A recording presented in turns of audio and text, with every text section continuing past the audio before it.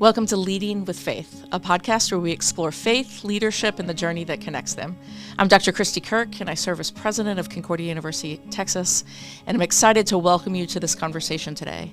I pray that through these conversations, you are challenged to lead with faith in your own vocational callings.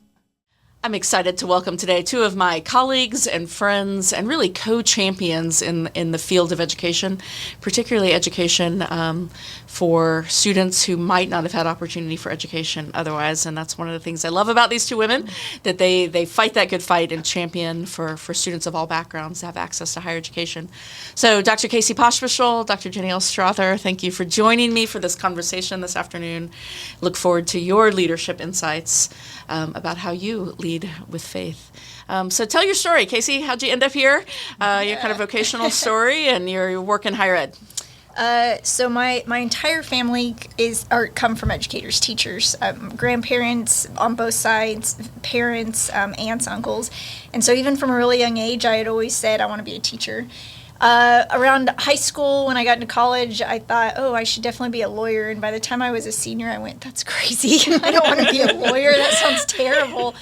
And so I went back through the path of education, did an alternative cert program. But right after college, I got the opportunity to work for my alma mater and realized that I was able to find where the gifts that I bring to the world and how they can intersect with education. And that was in educational administration. And so deeply believe in education. My family does. And so it was something that was deeply ingrained in me, but able to bring my exact gifts to the table. Casey, I love the way you describe your own vocational calling. Can you capture that in a nutshell for us? I think I'll fill in the blank for you. Yeah, that'd be for me, it's really about giving everybody the opportunity for education, and what are the things that I do to make that happen. Yeah. Well, I've heard you answer that before around something around that as an educational administrator, your job is to take care of all the nuts and bolts, all the behind the scenes things, so that the educators, the teachers can do what they do so well. Teach. Yeah, and you do that so well. Yeah. Dr. Strother, tell us your story. Well, let's see. I came from, part of my story is that my mom came to this country when she was 8, didn't speak any English. And the story that she used to tell me was that when they came to this country, they moved to Michigan, where there were no, Spanish was not spoken out in the streets. She didn't speak any English. She was 8, second grade. And so this was in the 60s, and her teacher, second grade teacher, would do kind of, where you sit on, she would read them a book. And so in order to include my mom, she would always ask her to bring one of her books in Spanish, and she could read to the class. And that was like, she really felt included. Yes. And what an impact that made on me. And so as a first generation college student, no one in my family went to college.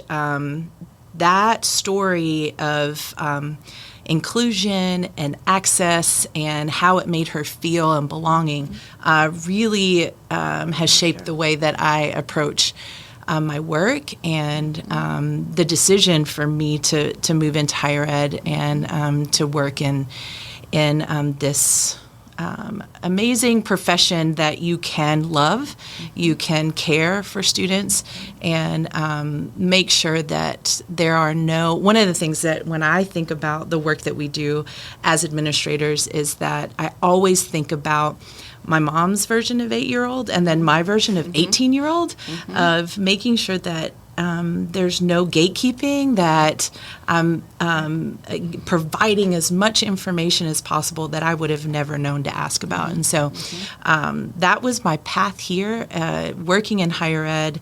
I started off as a coach. That was really what opened up doors for me, was playing collegiately. That's the path that got me into college. It's the path that kept me in and got me to graduate. And so, I always talk about when I decided to coach at the collegiate level, it was really to give back for all the coaches and the advisors who helped me. Right. And so that path then led me into administration, and here I am. Yeah. Such beautiful stories and different paths that God leads us down to lead us to this place, and yet so much of the same driving force Let's talk a little bit more about that driving force of what it is, in your own words, that really motivates you to do this work, which is hard and messy. We do it at different places and in different ways. Casey serves as a VP here at Concordia. Jennielle has worked at Concordia at the VP level and now works for the coordinating board, and yet that passion drives you. Talk about of what it is you're trying to do for students and families by the work in education.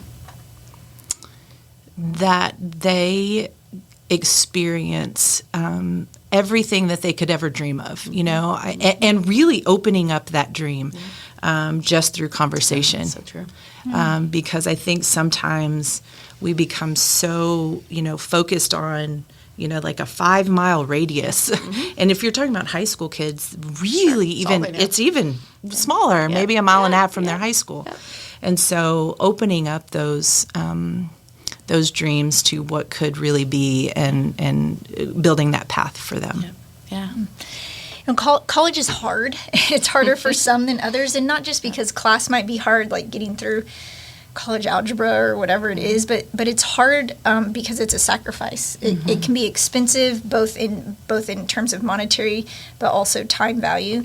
And so accomplishing that, whether it's finishing this class or getting that degree, can bring such self-worth to people and to students. And so I think for me, throughout my career, it's either been directly seeing that through students. So as I worked in student services, you were able to, really see that tangible work with students. Now it's more about helping others do that work. But they walk across that stage and you just see like, I'm worth something. And that's awesome. That's beautiful. They've overcome a lot. And really all college graduates have, right? Yeah. And college is hard. That's a good way to put it. Let's kind of fold faith into this conversation, because I know you both to be women that deeply are kind of motivated, inspired by your faith. Talk about that journey of your own faith and how you bring that to your work and how your faith really compels you to do the work that you do. I think for me, sometimes it brings a sense of relief. And what I mean by that is God has a plan. And so when things are hard or they're not working out, there's some sort of relief to be able to say, you know what, there's a reason for this. And I may not know it ever, but at least I have the faith that there's a reason and there's an impact somewhere. And so it gives you this sense of relief, I think, in making sure that you keep that faith. I agree totally. It's so much for me is not an excuse not to work hard, not an excuse not to fight against injustice, to do the hard work, and yet this great sense of peace that comes from behind the scenes of all that, to say God's hand is in this. It really isn't mine to fix or solve. It's mine to do the hard work along the way and let God work out his plan. And that creates a great sense of comfort in the work, right? And it's humbling, right? For sure, that too. It keeps me grounded to go, okay. Yes. It's not all about me, really. Darn it. Jennielle? So, I was reflecting on that as Casey was talking and knowing, coming to the podcast today. And my entire career, from the time I enrolled, I went to private institutions and worked for faith-based institutions for 2 decades, over 2 decades. And it's been more recently that I'm not at a faith-based institution, and so it's so much louder for me. I don't know. Can't think of a better. But when you are surrounded by folks who are centered in the faith where you're working, you almost, and you're away from it, you almost realize you took it for granted.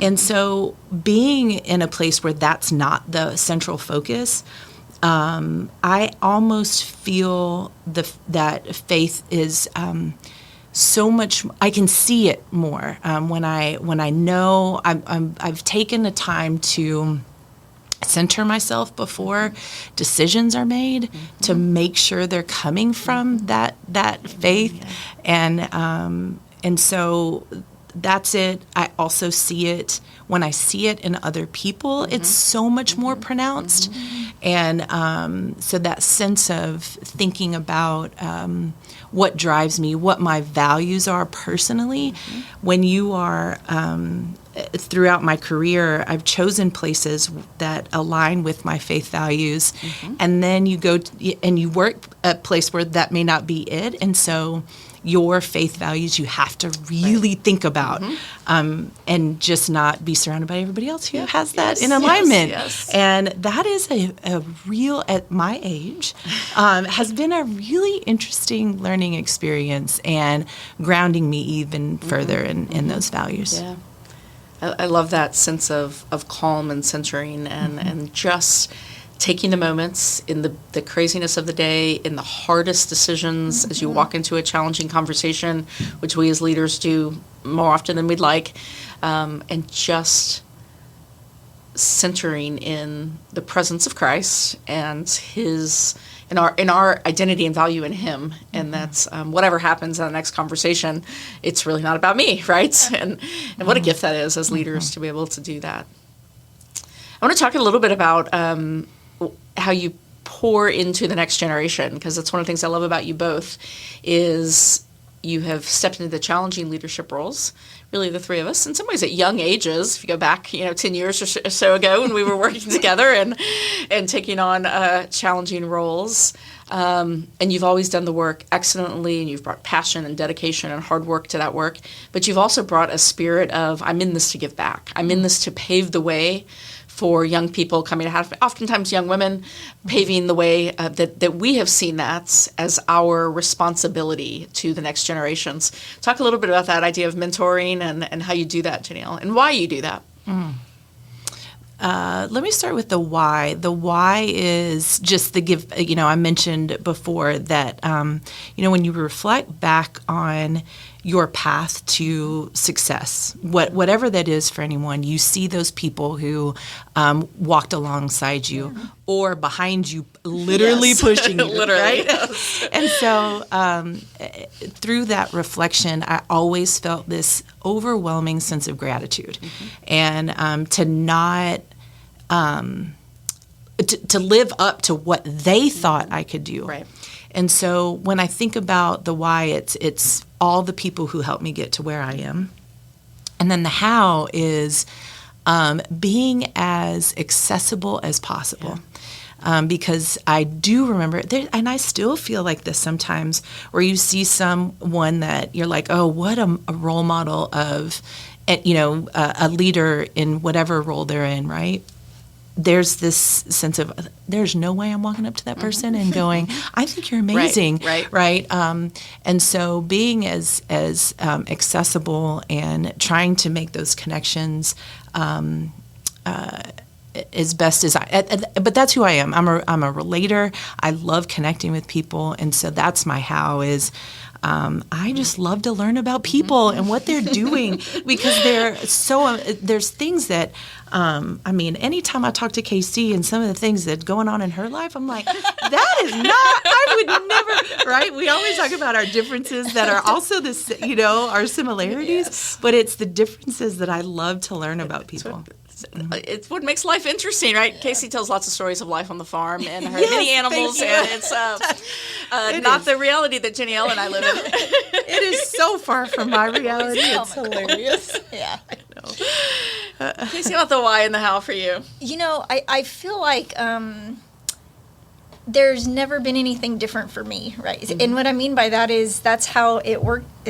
It worked for me, and so the expectation would be that you would do that again. And I think part of that is really what you were talking about. You recognize as you go through different challenges in your career or your personal life in which things weren't easy, the ones that did prop you up stick out, and you say, of course you need to do that for someone else. And so but for me, it's working with people and finding something that I'm like, I want to be like that. You find even younger folks, they handled this so beautifully. I wonder what else they could do. And so really being able to say, let's keep going and keep developing this. Sometimes it's willing to have hard conversations with people, because I think there's, everybody is young and has lots of opinions about lots of things, or they need some coaching. And so being able to sit down and have those conversations in a way that they receive it is important. Yeah, and doing that authentically and Yes. not critically, but just, That's hey, right. let's we're all in this together. Let's get you better. have to have a relationship to be able to do that. And so it starts, with that, and then you're able to really start working on those pieces. Yeah, for sure. So, Love the way you both have just done that, kind of authentically and genuinely established relationships, and also engaged in systems and programs that allow you to do this too. So I will remember, again, 10 years ago or so, Jennielle walked into my office and said, I have this idea about a mentorship program for young women. And we did that for a few years, called it Texas with Hearts, kind of disbanded during COVID, but we had an annual conference, brought together women. Jennielle, reflect back on that experience and why it was so important, why you had that idea, and you thank you for bringing me along with it, and the impact that you still see from that, even though the group doesn't meet together formally anymore. Yeah, I just remember, I'm very outgoing and social. Like, I just want to be around people all the time. And so I just remember thinking, I want to be around other women, just like Casey was mentioning. When you see someone doing something really well, you want to learn and be their friend, or, just find out how they learn to do whatever it is that they do really well. And I also knew how hard it was to find a mentor. Sometimes we just rolled up our sleeves and went and did, and prayed, quite honestly, that we weren't breaking anything, right? For sure. And then you would find somebody, like, you and I found each other through our work and enrollment. And I was like, oh, thank God I can ask somebody, am I doing this right? Because sometimes you just didn't have someone to, ask that about. For sure. And so that's really where it came from, is just this need to be around other, women who are really getting it done, and for the younger generation to feel safe about asking certain questions, feel safe to say, this happened at work and I just don't think it's right. How should I handle it? And that's where it came from. And it was a beautiful and special thing. It was, yeah. And the people, to this day, that happened, that was 10 years ago. To this day, I meet people who went to a Texas with Heart conference. Yep. As a matter of fact, at my new job, there's two folks that randomly walked up to me and said, I've been wanting to talk to you about this, but I went to the Texas with Heart conference in whatever year it was. Yeah. And so that's how it was important in made when I reflect back on the Texas with Heart days, Jennielle, one of the things I love it now, and this was a thing in like 2012, 2013, it was called an unconference, right? Yeah. And we deliberately called it that because the idea was we're not going to pay we're going to keep it cheap because we want it to be accessible. Mm-hmm. We want it to be a free day of professional development for people. Mm-hmm. And we're not going to pay a bunch of high-powered speakers. Mm-hmm. Instead, the beauty of it, just like the beauty of a college classroom, is that everybody brings their own stories. Yes. We together are experts. We don't need to bring an expert to the table, but we can sit at a table with 10 other women who work not even in the same departments in higher education. Mm-hmm. And people were so drawn to that. And I think that's the beauty of what education is yes, we need professors and we need people who guide us along these ways. Sure. But when you bring people to the table, the beauty of the sharing of the stories, the mutual encouragement, the mutual learning that happened. Mm-hmm. And man, that was something special for me at that time. And again, just a model of how we think about education.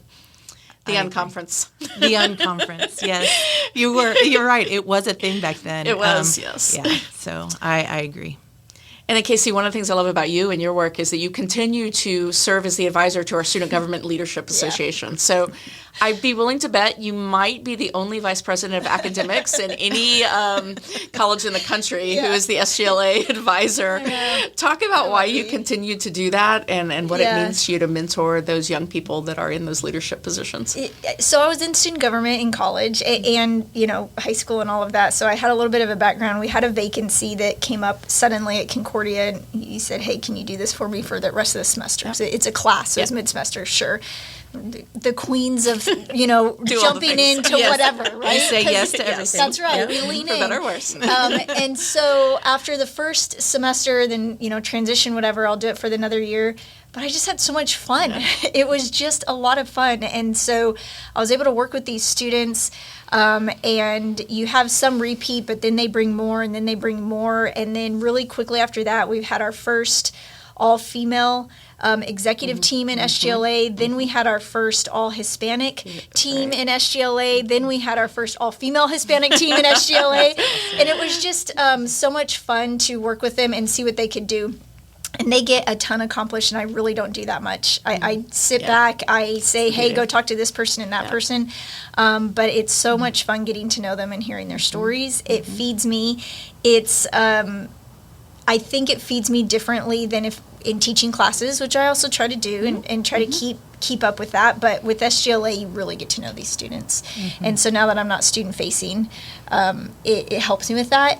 I think it keeps me grounded a little bit, and to be able to say, oh, this is the experience. So this cool stuff that I'm planning over here that I think is going to change the world is not. So let's rethink that, right? Students are really great at going, that's not fun.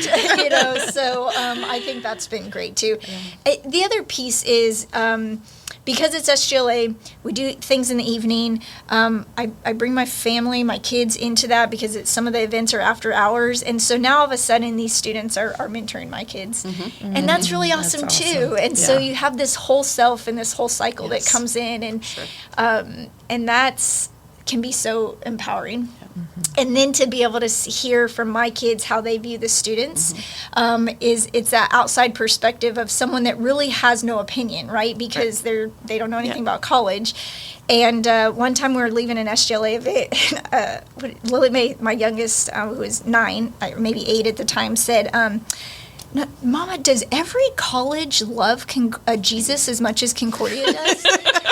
And it was a student event, and they were showing their love of Jesus, and I thought, wow, that's really impactful. Absolutely. That is why we do what we do, and I love it.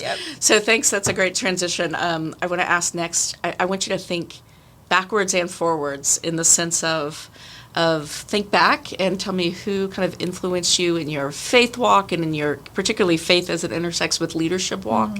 And then also thinking forward, what advice would you give to young people who are at this stage thinking about their own vocations and who God has created them to be? What advice would you give?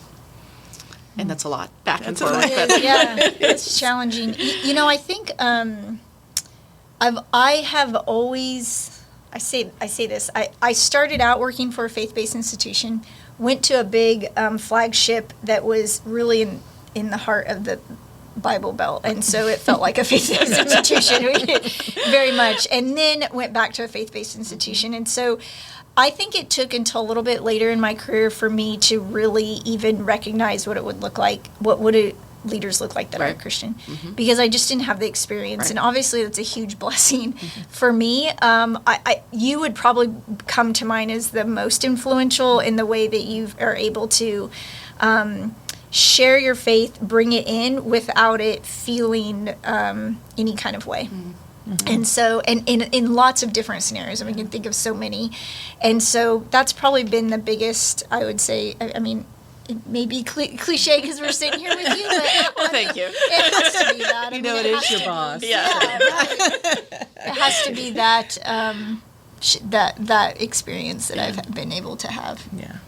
That's awesome. What I love about that answer, Casey, and thank you again, I'm deeply moved by that, and it's an authenticity, right? It doesn't have to be fake. It is. There are others on campus who are very preachy, and not in a bad way, but like flamboyant in their faith identities, and for some of us it's much subtler and quieter, but it's real and it's there, and it influences how we think and engage and act.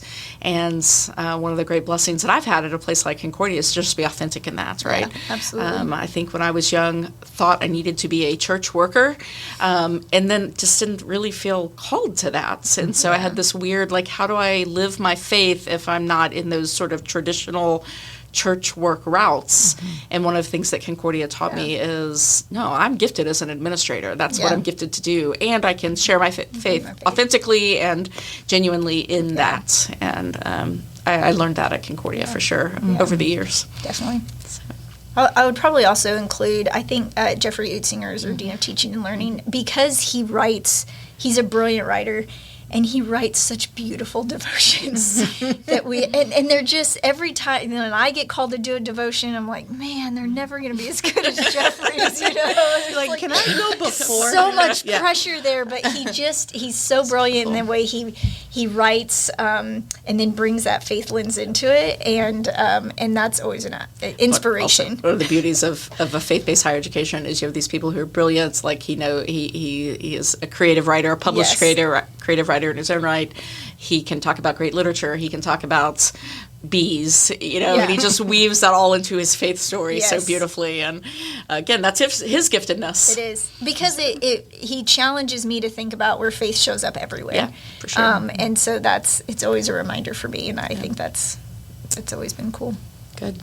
Jennielle, who's been the influencers for you? Oh gosh, there's tons of people, right? So I would say, for me, uniquely, is that I spent many years working as an administrator at a seminary.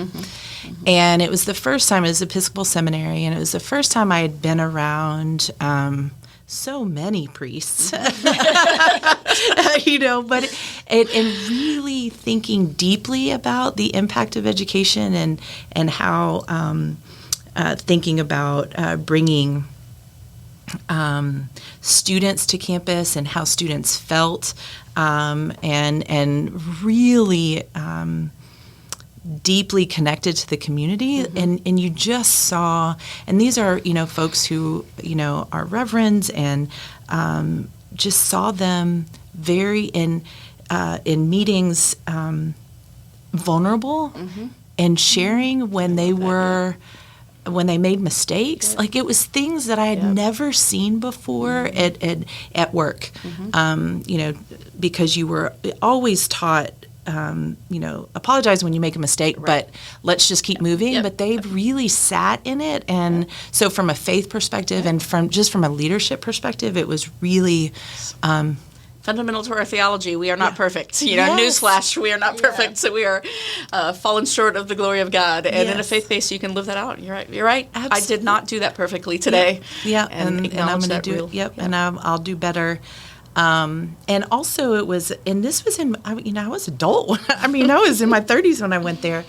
And I had always thought to be a good faith leader, you had to pray really well. You had to get up and do. And Kristi knows this about all me. The scriptures. And you should see my eyes. You start crying. Yes. You have to pray. I'm like, do not ask me to pray. Do not ask me to. The president at the seminary, he would always tease me because I'm like, don't ask. I'm not doing. I don't. And he goes, it's okay. God's only watching. Yeah. Gosh, thank you for that pressure. But so just even that shift in what does being faithful look like? What does being a faithful leader look like? Was really, it made such an impression on me. And so when thinking about the future, I have a ton of people. I just still hanging out in the back. You obviously always making me feel okay about not having to pray. It's okay. Just be you, and that's fine. You share your faith in lots of ways that I have seen it. Thank you. Oh, thank you. And my husband is extraordinarily faithful in a way that is his own way, and I love that about him. And so thinking about moving forward and students, giving them advice, I would tell them, don't be afraid to ask questions. That's just in academics, alone and in life alone and in your career alone, but feeling confident and going, I don't really believe that. So how am I supposed to reconcile that with, the Bible or, how to live out my faith, things like that. But just if there's someone who you admire, who you think is modeling great faith, tell them. Go up and talk to them and say, I'd love to have lunch with you. And then be prepared when you go with them, show up on time. Yep. So if we're talking about advice, I'm going to get into, student success. Yes. Showed up on time, have questions prepared, things like that. But just be genuine about it. Don't be fearful about approaching people who are doing things that you really admire. Yeah, I love that. Yeah, I would agree. I think the asking questions triggered it for me, but it's the idea that don't feel less than, like, if it took me a little bit to feel comfortable going to someone on campus and saying, I need to better understand this Bible verse. I need to better understand. I need a Bible verse for this. Yes, Do you have some suggestions? And then that's able to kickstart me into more of a research mode where I'm able to dig into this. But it took me a while to do that because I felt like I would be admitting that I wasn't as faithful as I needed to be. And that's what I would give the advice to someone is, you're faithful because you're asking. Yes. You don't need to have the Bible memorized. Right. Yes. Right? It's beautiful. You need to ask the question, and that's where your faith shines through. So. It's beautiful, Casey. As I'm thinking about this, and I'll take the opportunity to have the last word on this question. And I think one of the advices I give young people, and certainly has been my reality with the two of you, is find your people, right? It's find your people that you do life with, that you challenge each other, that you laugh a lot with, that you have a lot of fun with, and that enter into the space with these common values. And for us, our faith is so much a part of that. Our commitment to learning and education and to bringing all voices to the table is so much a part of what connects us, even though we're radically different in terms of personalities and life on the farm and all those things. But the advice to find your people who make you better versions of yourself. And you too have done that for me, and I'm deeply grateful for that. I'm deeply grateful for being in this work with you all. And I'm grateful you spent the last half hour chatting through this with me. So thank you for the ways that you lead with faith in your own work. Thank you for tuning in to Leading with Faith. If you enjoyed these conversations, we invite you to share this with others who might be inspired by these leadership insights. Until next time, continue to lead with faith.